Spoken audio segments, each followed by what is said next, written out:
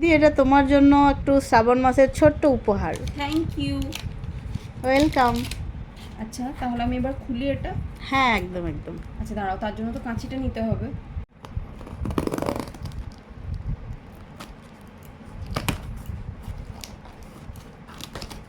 Wow.